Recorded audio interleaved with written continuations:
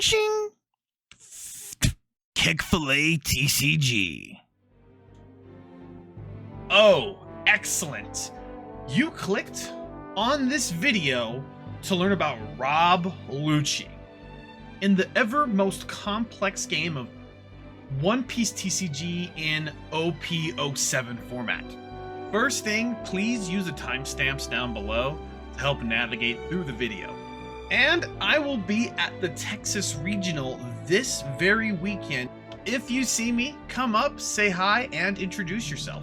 This video is a promotional guide where we go over the Rob Lucci deck. We do have a lot more on my Patreon. This video has us just talking more about the deck and the deck list and how it navigates, but the full guide does have the mulligans and also how to navigate the early and mid and late games and all of the relative matchups. I do want to say thank you all so much to my patrons for making this video happen. It has been just 1 month since my full guides and it has grown so much. I do rely on collaborations with great players to make quality guides, and I will be doing more collabs in the coming month for all of the meta decks, and I will be making my own mini guides for a couple of my favorite leaders. Please like the video, it really helps the YouTube algorithm, and subscribe to the channel. Without further ado, let's get into the goo. It's a great day here at Kek Filet's Patreon, and most likely it's a YouTube promotion. I am the Kek Filet. Today I have with me Kyo. He's from Twitter, and actually I usually would say at this point it's a great night here at Kek Filet's Patreon. It is great night. How are you doing today, man? Good, man. Good. It's currently 6 p.m. for me, so it's also night here as well. Well, yeah, it's the evening, yeah. So, absolutely. So, it's going to be a good night, probably for most people that actually play this game generally. I feel like most people play this game in the middle of the night. Today, we have a simple OP07 guide with Kyo, and the first thing I do is want to introduce him a little bit. He knows he doesn't have a lot of great accolades, but the main thing is it's a lot of tournaments in Australia right now, but he does have a lot of experience with Rob Lucci specifically, and he kind of angles a lot of his Twitter content toward Rob Lucci. But first of all, where are you from exactly? Yeah, so I'm from Sydney, Australia. As you were saying about the Rob Lucci and not too many accolades or experience in large tournaments, I've definitely put a lot of time into Lucci now. I think that Lucci could be the turning tide. That's where all of the accolades will start coming from, Lucci. Yeah, exactly. Yeah, I mean, the main thing is Rob Lucci, and it's part of any black deck, is one of the more consistent decks that play, honestly, some of the best cards in the game, right? From this, and it has kind of a similar skill to Sakazuki, pretty much exactly, or maybe even better, right? Yeah, this is a balanced Sakazuki. This is what Sakazuki should have been. Yeah, and then with that, you're still abusing things that if your leaves a CP9, you can do XYZ. But I digress. With that, we're going to go over specifically today a Rob Lucci full guide, and if you haven't already, make sure you guys check out the timestamps down below so you can kind of help navigate the video as we go through. But the first thing I like to do when talking about any deck is why. Why should we consider playing Rob Lucci? Okay, so my biggest reasoning for choosing Rob Lucci is, as stated before, he is, I would say, the new and improved Sakazuki. He's obviously not as strong in terms of being able to filter, but he gets to use pretty much the exact same package that Sakazuki was using, minus the greater option. You get access to things like the 4-cost Rob Lucci, Rebecca, Gecko Moria, all of the cards that we love to hate and hate to love. I would say that Lucci would probably be the one deck that has a not a rough time against RP Law. I know that coming into OP07 and definitely OP08, RP Law steps it up a little bit, and I think Lucci is the one deck that can kind of fight back with the Swarm, being able to remove 2 to 3 cards consistently from the board every turn. Yeah.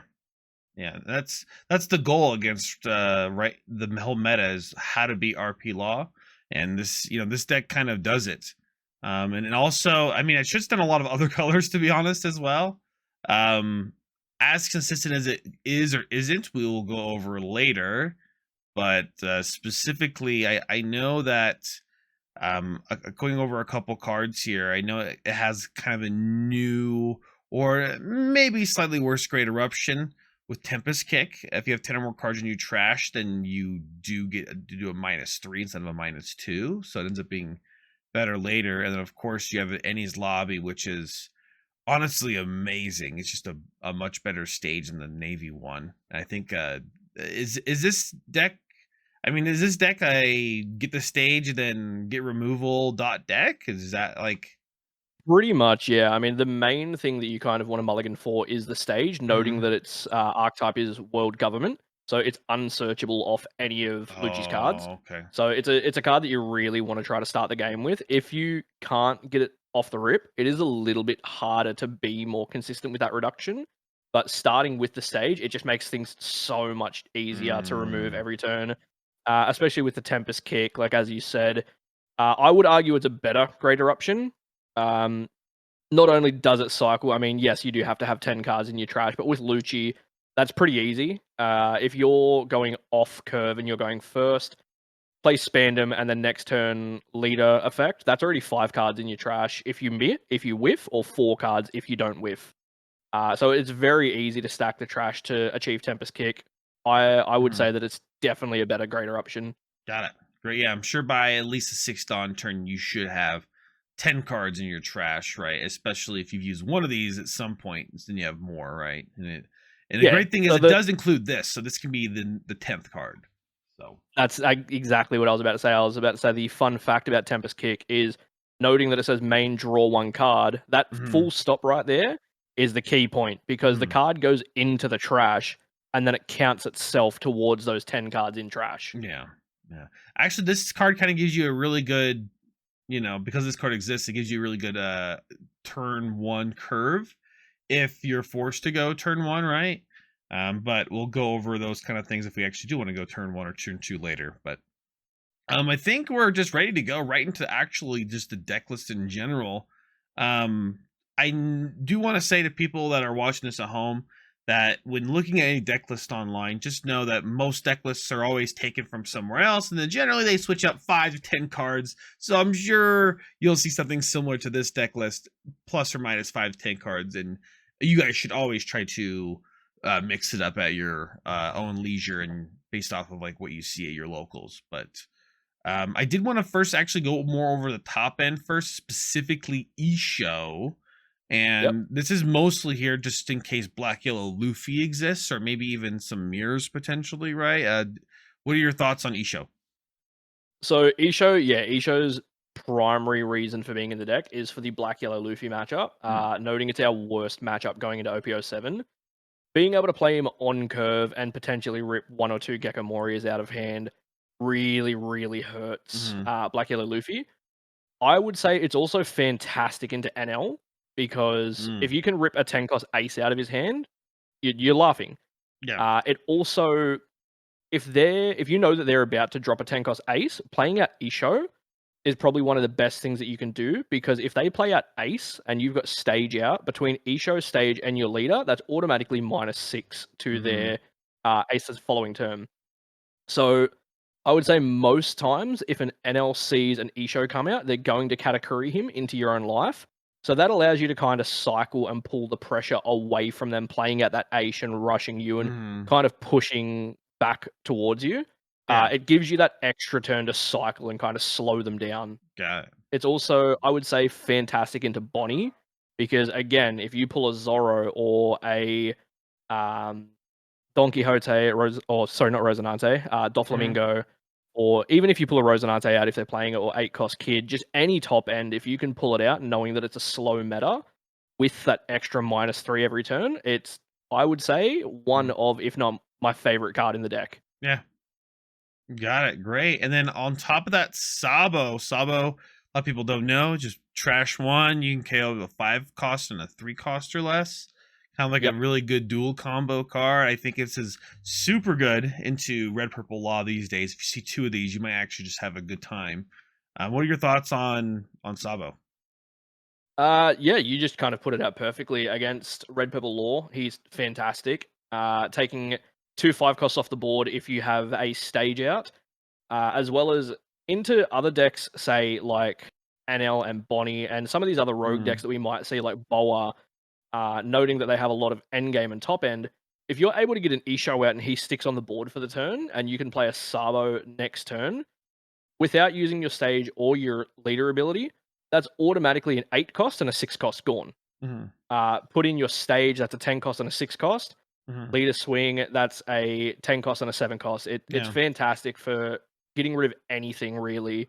Um, as well as if you're a little bit unfortunate and you haven't Mhm. really been able to get a Lucci into your trash off your leader effect, and you've Yeah. got, say, 1 or 2 Gecko Morias in hand, playing out Sabo allows you to trash that Lucci for the following turn to Mm. then play the Gecko to bring him back. Got it. Okay. Yeah, it might be like a good turn to play this first if you want that good safe tempo net, right? So Yeah, exactly. And got it it. being a 9K body is just intimidating in itself. Mhm.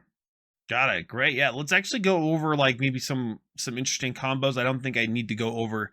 I guess we can go over Gecko. I guess were we looking mostly to combo out? I guess it most likely will be some sort of reduction Lucci combo. But is there any like other combos you can think of? I know, and we'll go over the slew of insane Rebecca combos with this deck. This card basically Yeah. makes the deck insanely crazy. Yeah, Um, definitely. I guess actually maybe we can just go into that combo. I feel like a lot of people need to know about specifically Spandine, right? Yep. And the Yeah. power that this card lies where you can play a Gecko, play a Reducer, play a Rebecca a Spandine in some way, and then Spandine a whole Lucci from your trash. As long as you have enough cards in trash to make this um a combo. Rebecca just calls out Lucci for free, basically, right? Yeah, So, pretty much. So as you said, you would on your turn play out Gecko Moria, mhm. play out Rebecca and Helmeppo. If you see Helmeppo, if you don't see Helmeppo, Suru is your next best friend. Yeah, yeah. She's the next reducer. If you don't need the reduction, Spandom is a Mhm. great way as well to fill your trash if you haven't Yeah. got the required CP cards. It's a bit high roll, but I mean, noting how many CP cards are in the deck, it does tend to work off. Mhm. But yeah, you play out the Gecko, Rebecca, and then your additional side card. Rebecca, with her ability being able to take a card out of trash and then play it, you can take Spandine. What I like to do is always keep one in hand though. So then late game, I can use Rebecca to pull a 2K counter out of the trash and Mhm. then play Spandine from hand. And then Mm. utilize his ability to play out Lucci. Got it. Okay. Noting that so many decks go wide and tall, and a lot of decks have the opportunity to get rid of Rebecca with, say, Black Yellow Luffy using their Egghead Luffy to pop a 5 cost. Yeah. Sorry, a 4 cost. Yeah. Bonnie being able to rest, NL being able to pop things with Red Yamato purple just Ganatsu. removing it on play. Exactly, yeah, Red Purple Lord just bottom decking her. Being able to pull a 2K counter out of the trash it's insane. It helps Mhm. so much for those extra swings going out. Mhm. So Spandine is, as you said, the absolute key of this combo. Mhm. Being able to play out Rebecca and Lucci is, I mean, look, I'm not going to say it because I'm a Lucci player. Don't ban it, please, Bandai. But it's crazy. It is Yeah. insane.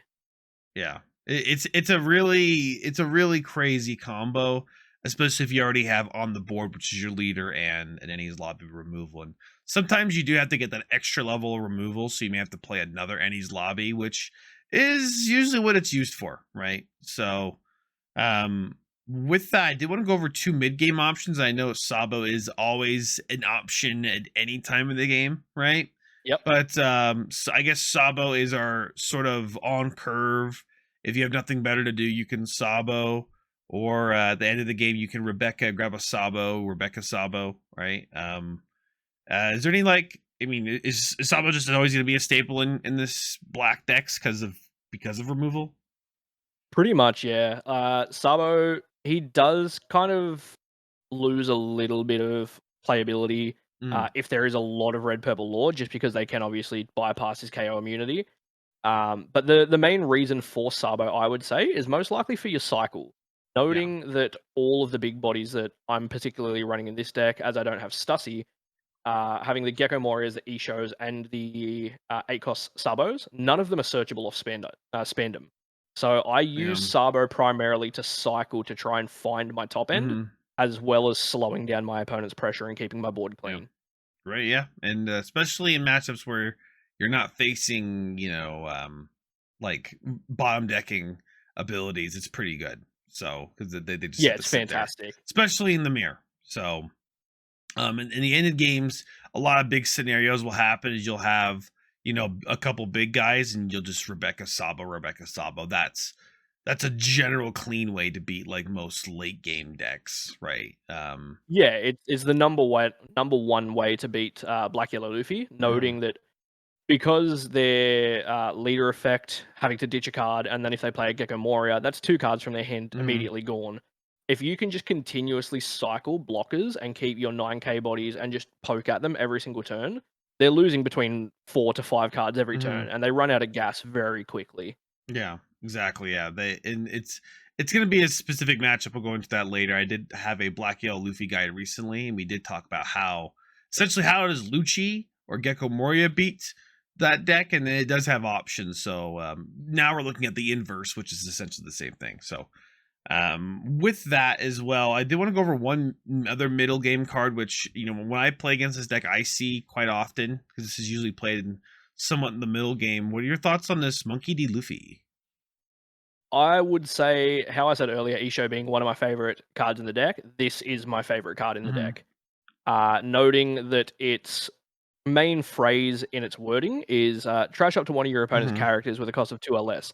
That first word there being the most key word, being trash. Yeah. So if you have a Isho out on the board against Black Yellow Luffy, you're able to bypass his Sabo blockers. If you're in the mirror matchup and you have stage and leader, you can bypass their Sabo blockers, or if they're even playing Hmm. Borsalino blockers, you can bypass that. Against NL, his Shirahoshi blockers that get him a life back on KO, Hmm. they're gone as well. Against Bonnie, if they play out the 8-drop Kid and Rosinante is gone. Hmm. It's fantastic for just relieving those little pressures while also establishing and pushing your own pressure on your opponent. Yeah. Got it. I do want to say a big thing when it comes to a lot of these cards. Well, this one specifically, you're kind of already it's dictating your opponent needs to remove this right away, right, in order to have a good tempo. So that's kind of ruining their it's kind of getting you an extra turn, right? So they have to actually invest because this card is dictating it wants to be removed because essentially it's just that powerful of a card. Yeah, exactly. So You're forcing a response from your opponent, and I yeah. think in with black decks at least, the main way you want to play is you want your opponent to respond to you, so then Mhm. you can kind of respond to them. It's kind of a game of cat and mouse, Yeah. and whoever runs out of gas first is usually the mouse. Exactly. Yeah, yeah, yeah. So, well, and it depends on what we draw, right? But unfortunately, this deck doesn't have a lot of great ways to filter outside of Sabo. If you're able to chain Sabos later, right, we can get away with that. But yeah, being proactive is good if that's what you're just saying. So, Yeah, I yeah. mean, even Khalifa is also another cycle card. So on your 4 Don turn, you can play Khalifa, and then 6 Don Hmm. turn play Sabo, and that's between the 2 draw stages of that. That's 6 cards that you've gone through in 2 turns. Okay. Got it. Yeah, I mean that actually helps with our curve a lot, and we'll go over that as well in a moment. With that, I did want to bring up the last card I'm looking here is basically Brook.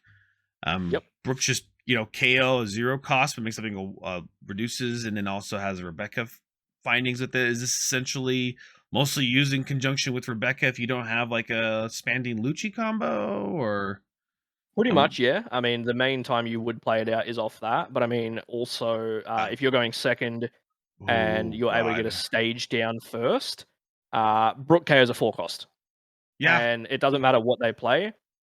Being able to swing as well for that one extra -1, just between Brook, Stage, and Lucci, that's already -4. Yeah. This is what you would say is good curve like we were just talking about. right? Yeah. So, okay, sweet. Just another option to do that's not filter, right? So to be proactive. Okay. I want to go over some optional cards. And I didn't think about this. Number one, Stussy. What are your thoughts on Stussy? Should we be maybe doing this in like some certain metas? So I think Stussy is a very strong card for what it does. I personally don't run her though, because after a lot of testing, she's absolutely useless into the Black Yellow Luffy matchup, which Yeah. is again our hardest matchup. Mhm. Against both NL and Bonnie, she's fantastic, but we already have such a favorable matchup into those two Mhm. that she didn't really feel necessary for me. And into the mirror, 9 times out of 10, if your opponent is able to KO your board because you don't have a sub immunity or anything up, or vice versa, you're KOing your opponent's board, you're never going to really leave them in a position where they have that one little trash card to be able to trash for Stussy. Yeah. And if that then puts them in a position where they need to play out a Suru to trash her to be able to pop a Gecko, that's a 2k counter that they can't get back, gone. And Mm. that's, again, you may lose a Gecko Moria, but it's putting them in a less than favorable position because they've gotten rid of a 2k counter out of hand Mm.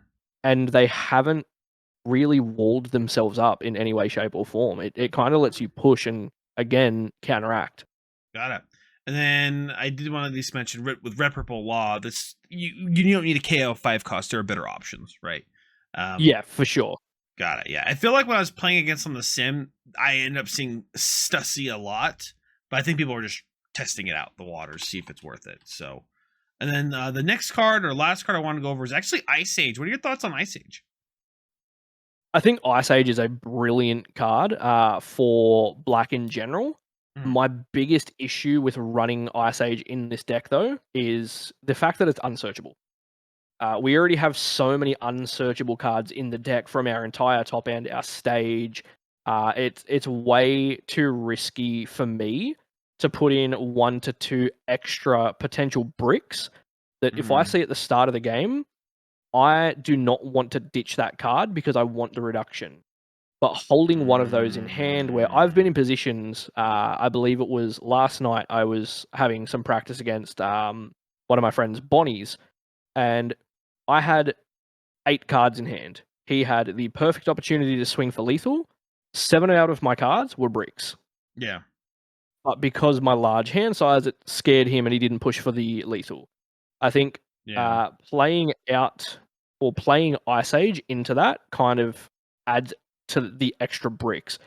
If you want to change the deck list up a bit and you want to play Ice Age, I would personally remove the stage for Ice Age. Okay. Got it. Yeah, maybe that's different for like a taller meta. If that does come to be, which is not, right? But if it does come to be, that could be a case. I did want to go over one other card, and generally, I don't think people are really looking at this card at all. Is there any thoughts on just running extra 2Ks in the form of like six King Pistol? So I was initially running Six King Pistol in my deck. I think it's a brilliant card. Again, it's one of those things that you can use the trash one card from your hand to set up your future plays.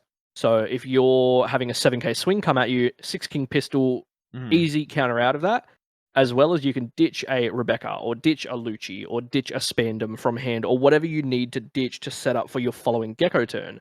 Mm. The only reason why I removed it is because the only card that I kind of found it valuable to replace was Suru. And Yeah. with Suru being a -2 that I can bring back with Gecko, I found her value to be way too Yeah. strong to cut down. Okay. Yeah, that makes a lot of sense. When you have that, you want to have more bodies at events. So, got it. With that, keeping in mind, in general, and we can go over more specific things in a moment. But what are we looking to keep, or what are we not looking to keep as far as a mulligan? What are we looking forward to?